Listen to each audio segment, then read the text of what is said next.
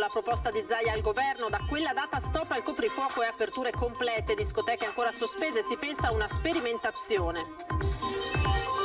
Sedute pubbliche, inchiesta allargata a tutto il periodo della pandemia, risultato in procura, via libera in regione alla commissione d'inchiesta sul Covid in Veneto, alla maggioranza 10 componenti, all'opposizione 5. 1,5 milioni di mascherine dimenticate al foro Boario di Oderzo, destinate alla sinistra Piave dall'ex commissario Arcuri e mai utilizzate, l'amarezza dell'azienda che le ha prodotte. Tutte le forze sono impegnate per far rientrare in Italia l'imprenditore veneziano Marco Zennaro, ad annunciarlo Zaia al termine di diversi colloqui col ministro Di Maio. Pedemontana -2 giorni al via del tratto Bassano-Montebelluna, imprese in coro, opera strategica anche per lo snellimento del traffico locale. Confartigianato proporrà al gestore di offrire abbonamenti e scontistica. Notata movimentata da Arquà Petrarca sui Colli Euganei, imboccando un sentiero con la sua 500, una signora si è trovata sulla scalinata cittadina. Avviata una massiccia campagna di promozione di Jesolo in tutta Europa, i turisti cominciano ad arrivare mentre gli albergatori sono alla disperata ricerca di personale stagionale. Giugno antoniano, tanti eventi accompagneranno i fedeli alla festa di Sant'Antonio il 13 giugno che Media Nord-Est seguirà in diretta. Per la prima volta dal 1652 rientrerà a Padova la reliquia dell'avambraccio del santo custodita alla Madonna della Salute a Venezia. Buonasera, ben ritrovati, eccoci in diretta dallo studio, edizione regionale dei nostri telegiornali. Veneto dunque verso la zona bianca dal 7 di giugno, la proposta di Zaia al governo è che da quella data si ponga stop al coprifuoco e si proceda con aperture complete, discoteche ancora sospese, si pensa a questo punto a una sperimentazione, vaccinazioni ostacolate dal rallentamento delle consegne.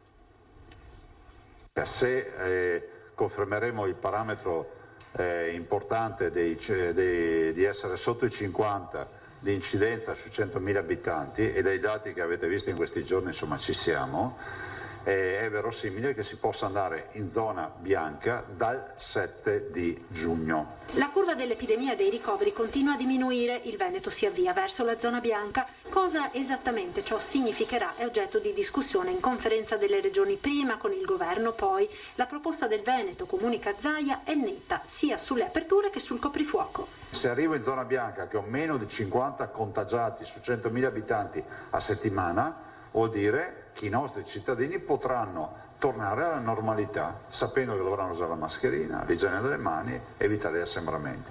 Punto. È quello al quale puntiamo. La domanda fatidica che tutti ci fanno e mi fanno in queste ore, ma il coprifuoco è da cancellare. Niente coprifuoco, è tutto aperto nell'auspicata zona bianca, tranne le discoteche vincolate al decreto del governo, anche se per queste attività il Veneto ha in mente una sperimentazione che intende sottoporre al CTS. Sperimentare per aprire di tutti, cioè sperimentare con 1, 2, 3 locali e fare un monitoraggio di quello che accade. Però vogliamo fare un progetto prima. Intanto continua la campagna vaccinale, anche se non al ritmo che si vorrebbe. Oggi sono arrivate 167.000 dosi Pfizer, lunedì 29.000 di Moderna e 10.000 di AstraZeneca. La fine di maggio e gli inizi di giugno dovevano essere la svolta sul fronte vaccini, ma rischia di non essere così. E nella settimana dal 10 al 16 giugno è annunciato un calo delle consegne. Ci hanno comunicato, appena arrivato, una diminuzione delle consegne dal 10 al 16, però non hanno specificato cosa. Erano previsti oltre 259.000 vaccini, quanti ne arriveranno non si sa, e questo ovviamente rischia di costringere a cambiare in corsa il calendario vaccinale. Via libera bipartisan in regione alla commissione d'inchiesta sull'andamento del coronavirus in Veneto. Grazie all'accordo raggiunto tra maggioranza e opposizione, la commissione inizierà presto la sua attività. Sedute pubbliche, inchiesta allargata a tutto il periodo della pandemia, ma con particolare attenzione alla seconda ondata, ed una composizione di consiglieri corrispondente alle proporzioni dell'ultimo voto, 10 alla maggioranza e 5 all'opposizione, che esprimerà anche il Presidente. Dopo lo scontro delle scorse settimane, in Regione è stato raggiunto l'accordo tra maggioranza e opposizione che dà ufficialmente il via alla commissione d'inchiesta sull'andamento di contagi e decessi da coronavirus in Veneto. Quanto dureranno i lavori della commissione? Fino al 30 novembre. novembre del 2021, quindi avranno un periodo ben determinato. Le conclusioni saranno portate all'autorità giudiziaria, così come chiesto dal Presidente Zaia e dalla maggioranza, perché vogliamo rendere al massimo pubblico quello che emergerà dalla Commissione, una volta sentito i tecnici, sentito anche tutti coloro che si sono occupati, della crisi pandemica qui in Veneto. A Palazzo Ferrofini la soddisfazione è unanime, a partire dai primi firmatari delle due originarie proposte di delibera, i capigruppo della coalizione leghista Villanova e Pan e il capogruppo PD Giacomo Possamai. Per noi è un risultato importante perché avevamo chiesto con forza una commissione di inchiesta che analizzasse che cosa è successo in Veneto, in particolare nella seconda ondata in cui abbiamo avuto purtroppo il quadruplo dei decessi rispetto alla prima ondata. Abbiamo chiesto questa commissione perché pensiamo che sia giusto capire cosa è successo, sia nell'interesse dei veneti, dei cittadini, perché capire che cosa non ha funzionato è fondamentale. Un accordo che ci soddisfa perché sostanzialmente sono state recepite tutte le nostre richieste per quello che riguarda la Commissione, in particolare che la Commissione d'inchiesta sia pubblica, quindi che i veneti possano vedere cosa succede in questa Commissione d'inchiesta, che si prenda in esame tutta la pandemia, non solo una parte della pandemia, perché è importante poter confrontare le tre ondate, dopo che ci sia una buona proporzionalità sui numeri per quello che riguarda i consiglieri, quindi un peso della maggioranza maggiore, visto il peso che abbiamo in Consiglio regionale. 1,5 milioni di mascherine anti-Covid dimenticate al Foro Boario di Oderzo, destinate alla sinistra Piave dall'ex commissario Arcuri e mai utilizzate, l'amarezza dell'azienda che le ha prodotte. Decine di bancali di mascherine destinate dall'allora commissario all'emergenza Covid Domenico Arcuri ai comuni della sinistra Piave e mai utilizzate, stipate al Foro Boario di Oderzo, area comunale, recintata ma con i cancelli spalancati, sotto le tettoie che fino a poco prima della pandemia ospitavano bestiame. La mia segnalazione è stata quasi casuale perché passeggiavo sull'Ardine domenica e quell'area in generale è un'area in disordine, insomma, dopo il cancello era aperto e quindi mi sono incuriosito e la cosa che è balzata agli occhi è questo enorme quantitativo di mascherine che sono lì depositate. Si tratta del primo modello realizzato dalla Grafica Veneta di Trebaseleghe, azienda tra le prime a riconvertirsi alla produzione di mascherine quando, allo scoppio dell'emergenza, nei negozi era impossibile reperirle. Arcuri ne acquistò milioni, redistribuendole poi direttamente nei territori senza passare per la protezione civile regionale, così che questo lotto, quasi 1,5 milioni di pezzi, è rimasto qui. L'ipotesi è che sia stato consegnato tra la fine del 2020 e l'inizio del 2021. Forse fuori tempo massimo, tanto da non essere più reclamato da nessuno. Di fronte a queste immagini, da Grafica Veneta non nascondono un sentimento di amarezza, visto il grande lavoro che ha comportato reinventarsi i produttori di mascherine. Dal comune di Oderzo nessun commento, nessuna spiegazione, ma il nodo, sottolinea Martin, non è trovare responsabilità, semmai sventare, se ancora possibile, lo spreco. Se l'effetto della segnalazione è quello che qualcuno si ricorda che sono le depositate e magari vengono distribuite, sono contento di aver fatto la segnalazione. Su una questione come il Covid è bene non essere divisivi e se la questione adesso, se quelle mascherine vengono utilizzate, ben vengano e forse dovevano essere distribuite qualche mese addietro, ecco. Il mio forse è un po', come dire, è un eufemismo, insomma. Cambiamo tema, tutte le forze sono impegnate per far rientrare in Italia l'imprenditore veneziano Marco Zennaro, attualmente detenuto in Sudan. Ad annunciarlo il presidente della regione Zaia al termine di diversi colloqui col ministro Di Maio. Intanto per Marco si mobilita anche il mondo del rugby. Speriamo di portare a casa questo Veneto velocemente e tutte le forze sono dispiegate per far sì di raggiungere l'obiettivo. Confermo che col Ministro ne abbiamo parlato in più occasioni e confermo anche che il Ministro ha dimostrato disponibilità e quindi c'è anche un clima sereno nell'affrontare assieme tutta questa partita. Sulla vicenda dell'imprenditore veneziano Marco Zennaro, detenuto in Sudan, Zaia per ora non può e non intende aggiungere altro, ma il presidente della regione conferma di aver avuto più di un colloquio sul tema col ministro degli esteri Luigi Di Maio e che tutte le forze sono dispiegate con l'obiettivo di far rientrare Marco in Italia. Posso dire che il quadro è abbondantemente definito, quindi è ben chiaro di cosa stiamo parlando. e del fatto che lui è stato trattenuto, dal fatto che aveva fatto un primo versamento, diciamo una sorta di ricaustione, fideiussione e poi è stato ritrattenuto in carcere. Mentre le diplomazie sono a lavoro, a Venezia la mobilitazione per Marco Zennaro si fa sempre più ampia, comprese a partire dalle realtà sportive che l'imprenditore frequentava.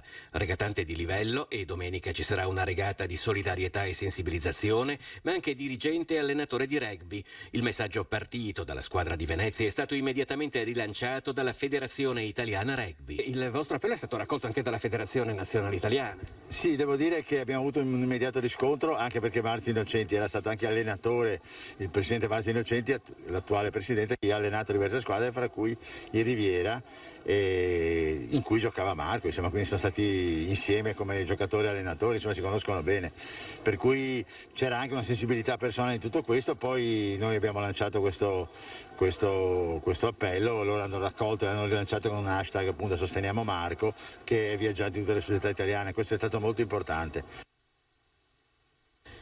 Venerdì ci sarà l'inaugurazione del tratto della Pedemontana da Bassano a Montebelluna, opera a cui le piccole e medie imprese guardano con grande favore, anche per lo snellimento del traffico locale. Per questo Confartigianato proporrà al gestore di offrire abbonamenti e scontistica. Il territorio veneto e trevigiano si merita un'opera come la Pedemontana. A 2 giorni dall'inaugurazione del lotto principale tra Bassano e Montebelluna, il presidente di Confartigianato della marca trevigiana Vendemiano Sartor sottolinea, sulla scia del libro bianco presentato dall'associazione, come l'infrastruttura si cali in un distretto produttivo strategico. Il nostro tratto veneto è un tratto importante e ricordo che questo asse pedemontano assieme alla via Emilia sono gli assi nei quali si sviluppa la maggior parte della manifattura, del Made in Italy, della tecnologia e soprattutto dell'export. Quindi credo che il territorio la meriti e se parliamo di competitività anche le infrastrutture aiutano ad essere più competitivi. Collegamenti est-ovest adeguati, nel libro bianco gli artigiani spostano ora l'attenzione sull'altro fronte. Mancano gli assi nord-sud perché giustamente il collegamento verso il centro Europa, la Germania in particolare, sulle filiere della manifattura è importante, ma anche al contrario perché da quel centro Europa arrivano anche i flussi di turismo per le nostre montagne e soprattutto anche per il nostro mare. Per la fine dell'anno previsto il collegamento della superstrada con l'A27, così da completare l'opera in provincia di Treviso. Non servirà, dice Sartor, solamente agli spostamenti su lunga distanza, ma anche a snellire il traffico sulla viabilità locale. Per questo noi riteniamo che sia utile favorire l'utilizzo attraverso anche degli abbonamenti con scontistica per persone e mezzi che fanno i brevi tratti, escono e entrano nei caselli. Ricordo che i caselli sono stati predisposti molto vicini proprio per favorire anche il drenaggio dal traffico del territorio. E proprio su questo tema sentiamo ora la testimonianza di un imprenditore bassanese invece della logistica. La sua azienda è proprio lungo l'autostrada. È una cosa bellissima, l'abbiamo aspettato per veramente tanti anni. La comunicazione è la cosa più importante della nostra vita, sia dal punto di vista umano sia dal punto di vista tecnico. La Pedemontana veneta entusiasma anche gli imprenditori. I 35 chilometri che saranno inaugurati venerdì collegano finalmente Vicenza e Treviso, 2 province tra le più produttive del paese. Questa apertura è veramente un toccasana, ci farà risparmiare nel tempo, del denaro come carburanti, velocità di collegamento.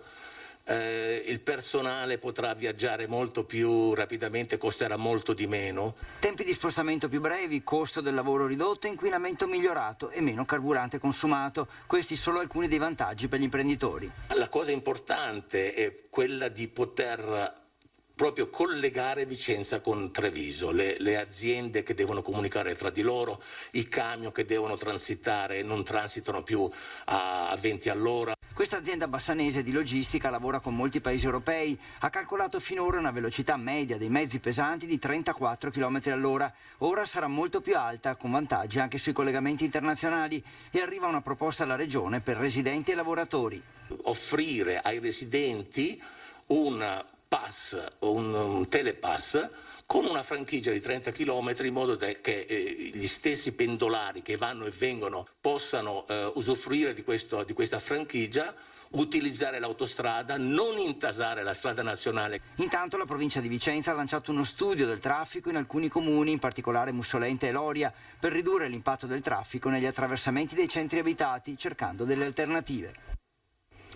Il GIP di Siena si è riservato la decisione sulla richiesta di archiviazione per l'incidente ad Alex Zanardi, che venne indagato l'autista del camion contro cui è andato a urtare il campione di handbike il 19 giugno scorso. La famiglia dell'ex pilota, opponendosi all'archiviazione richiesta dalla procura, ha chiesto nuovi accertamenti tecnici sulla dinamica dell'incidente. In tribunale era presente anche la moglie di Zanardi. È stata una nottata movimentata tra le vie e le scalinate di Arquà Petrarca sui Colli Euganei. Imboccando un sentiero con la sua 500, una signora si è ritrovata nei guai. Sbagliare strada, magari seguendo i suggerimenti errati del navigatore, può capitare. Quello che è successo questa notte ad Arquà Petrarca, famosissimo borgo dei Colli Euganei, però ha del clamoroso.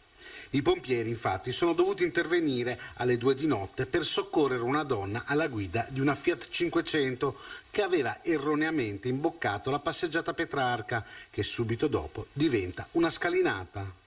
La donna se l'è cavata con una lieve contusione. I pompieri, arrivati da Este, hanno provveduto al recupero facendo percorrere all'auto gli altri 50 scalini senza provocare ulteriori danni alla vettura, dopo la rottura del semiasse. Sul posto anche i carabinieri. Il soccorso stradale ha recuperato l'auto per essere portata poi in officina. Ora andiamo sul litorale. È stata avviata infatti una massiccia campagna di promozione di Jesolo in tutta Europa. Il turismo comincia ad arrivare, mentre gli albergatori sono alla disperata ricerca di personale stagionale. La stagione balneare a Jesolo è iniziata da una settimana e promette bene, grazie anche alla nuova campagna di comunicazione Jesolo Estate 2021 per la promozione della costa veneta lungo tutti i suoi 100 km di spiagge. La spiaggia è preparata, è pulita, gli alberghi sono aperti, i negozi stanno aprendo, fra poco partirà anche l'isola pedonale, siamo pronti. I turisti stanno iniziando ad arrivare, il segnale è positivo, ma non basta. La località balneare vuole rilanciarsi per l'imminente stagione mettendo al centro l'esperienza accumulata negli anni con un progetto di comunicazione massiccia e diverse novità sul fronte della promozione turistica che valgono quasi €500.000. Natura, ambiente, culturale, sportivo, c'è una vasta gamma di segmenti turistici che noi vogliamo offrire ai nostri turisti e sono sicuro che ci riusciremo. Ovviamente cerchiamo di fidelizzare il mercato nostro di riferimento, che è il mercato di area germanica, Svizzera, Austria, Germania, e spostiamo anche il focus su alcuni mercati dell'est che sono in rapido sviluppo. Le preoccupazioni non mancano invece agli albergatori, alla ricerca frenetica di personale, mancano lavoratori stagionali, gli hotel sono in media senza 3 lavoratori su 10, cuochi, maître, camerieri e tante altre figure professionali sono sempre più difficili da trovare per un totale che si assesta attorno al 30%. Non è una novità, è qualche anno che ci trasciniamo questo problema della reperibilità di alcune risorse, quindi non stiamo affrontando una situazione nuova. È evidente che la situazione è quella che è e il sistema non ci permette di andare oltre, ma probabilmente quando l'anno scorso noi per primi cercammo di spingere in realtà la decontribuzione dei rapporti di lavoro proprio per incentivare il maggior numero di assunzioni e renderle sostenibili, forse il mondo del lavoro doveva accompagnare il mondo delle imprese in questa battaglia e qualche posto di lavoro in più ci sarebbe stato. Cambiamo decisamente argomento. A 70 anni inventa un dispositivo antirussamento che sta facendo gola, pensate, anche ad Amazon. Andiamo a Vedelago, nel Trevigiano. Angelo Bontempelli è la prova che la vita può riservare sorprese incredibili. Dopo un'esistenza passata nel settore metalmeccanico, 12 anni da sindacalista, poi nel sanitario, a 70 anni diventa imprenditore. Progetta un dilatatore nasale come rimedio per non russare, con un semplice filo d'acciaio armonico modellato con una candela. Ho trovato in un negozio di modellistica a Firenze, ho comprato delle verghe di vari spessori per trovare qual era lo spessore giusto che desse una spinta ma non che provocasse lacerazioni essendo troppo forte. e l'ho modellato. Una caduta da piccolo, i tanti interventi al setto nasale, Angelo continua a dormire male, così un giorno inizia a lavorarci. Dopo 2 anni e 8 prototipi nasce per l'aria. Riutilizzabile, senza volumi di ingombro e ottenere lo stesso effetto senza dover spendere continuamente. Per l'aria è il nome di una cavalletta, però è stato scelto per l'assonanza del nome con la funzione che dovrebbe avere il dispositivo. Anna Maria, la moglie, 50 anni di matrimonio a febbraio, è la sua spalla e, come lui ama definirla, il suo direttore tecnico. È andato giù in garage e ho visto che il dialetto trafegava con i ferri. Poi ha fatto questo nasello, questo aggeggio all'inizio chiamato così e niente, l'ha cominciato a usare tutte le sere e sinceramente, cara signorina, non ho più un trattore di fianco. La signora mi ha sorvegliato e osservato e ha registrato. Dall'invenzione al business il passo è breve. Con il supporto del figlio tornato dal Messico arrivano la confezione, la brochure, il packaging. Il dispositivo potrebbe essere presto venduto anche su Amazon. L'eco della notizia dell'Archimede di Vedelago si è già sparsa e pare che stiano arrivando a fiotti gli ordinativi. Siamo diventati imprenditori ma non abbiamo ancora cominciato a vendere. Ma guai a montarsi la testa. Per lui rimane la passione per la manualità e il suo orto. Presentato oggi il Giugno Antoniano, tanti eventi che accompagneranno i fedeli alla grande festa in onore di Sant'Antonio il 13 giugno. Rinascita e resilienza attraverso la fede. La 15ª edizione del Giugno Antoniano, la rassegna in onore di Sant'Antonio da Padova, vedrà rientrare in basilica la reliquia dell'avambraccio del santo per la prima volta dal 1652, quando venne donata ai veneziani che da allora la custodiscono nella chiesa della Madonna della Salute. Verrà riportata a Padova il 13 giugno mattina per essere riportata via acqua, quindi sulle vie un po' dei canali padovani e veneziani, e essere riportata a Venezia il 20 giugno pomeriggio. Il 13 giugno la reliquia arriverà a Padova via terra, passando per 3 luoghi simbolici: l'ospedale dell'Angelo di Mestre, la chiesa di Sant'Antonio a Marghera e il Covid Hospital di Dolo. Sant'Antonio è dunque una figura alla quale spesso in molti momenti della sua storia Venezia ha cercato di rivolgersi insieme ai patroni principali per chiedere di rifondare continuamente la vita civile sulla fede. Anche quest'anno, a causa delle restrizioni imposte dalla pandemia, non vi sarà la tradizionale processione, ma il santo benedirà ugualmente la città con una peregrinazione in luoghi appunto di resilienza. La statua raggiungerà in quel giorno i 2 palazzi, quindi i luoghi della reclusione, il carcere circondariale, i luoghi poi anche Camera di Commercio, quindi a indicare la presenza del santo presso il mondo del lavoro, oltre ai luoghi dell'amministrazione della città. Quindi sono tutti segni con cui il santo si farà vicino alla gente. I fedeli, per evitare assembramenti, non potranno seguire in corteo la statua, ma l'evento sarà seguito in diretta, così come tutti gli altri appuntamenti della giornata, da Rete Veneta, emittente del nostro network Media Nord-Est. Molti gli eventi in calendario per il Giugno Antoniano, con 2 appuntamenti di prestigio come il concerto del pianista Giovanni Allievi in Basilica l'11 giugno e la serata finale il 30 giugno con i solisti veneti. Parallelamente corre la solidarietà con i progetti della Caritas Antoniana. Quest'anno si prosegue con l'aiuto delle famiglie più bisognose e con un nuovo progetto internazionale. Abbiamo individuato un progetto in Burkina Faso dove vogliamo costruire un centro per i bambini di strada di una provincia, Koudougou, e questi bambini, queste bambine vivono proprio per la strada, vivono rifugiandosi nei ruderi, nelle macchine abbandonate, e attraverso la chiesa locale, il vescovo locale, vogliamo costruire per loro un piccolo villaggio.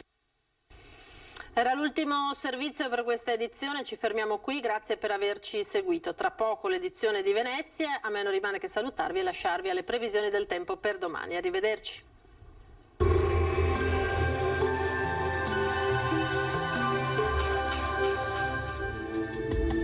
Benvenuti al Meteo. Prevale ancora l'alta pressione sull'Italia, dunque anche sul nostro territorio la giornata di giovedì 27 maggio sarà caratterizzata dal bel tempo. Vediamo dunque il dettaglio. Sul Veneto sole prevalente, tuttavia in alcuni momenti non si escludono locali annuvolamenti. In montagna al pomeriggio sarà possibile anche qualche occasionale temporale che localmente potrebbe riguardare anche le aree di pianura limitrofe. Temperature stazionarie minime tra 6 e 13 gradi, valori massimi compresi invece tra i 21 e i 25 gradi. Ci spostiamo ora sul Friuli Venezia Giulia, dove sarà soleggiato.